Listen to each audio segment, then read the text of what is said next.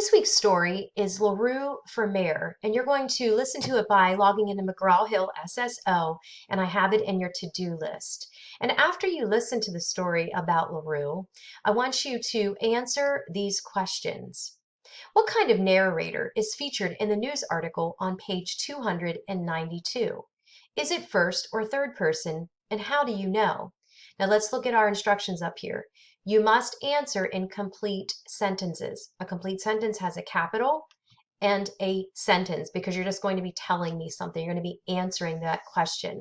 The second thing that I want you to look at and answer is what kind of narrator is featured on pages 296 and 297? Is it first or third person? And who most likely wrote the letter to the editor? There are several questions in there, so make sure that you write several answers. These questions: why do you think Ike decides to run for mayor? I want you to use details from the text to support your response. Don't just say he feels like it or he would be a good mayor. Why do you think that? And why do you think he decides to run for mayor? Make sure that you use evidence to support your response. The last question, reread page 302.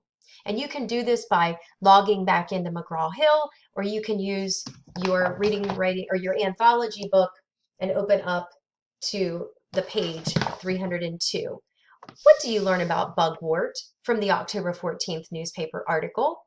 So please write in complete sentences as you answer those 4 questions.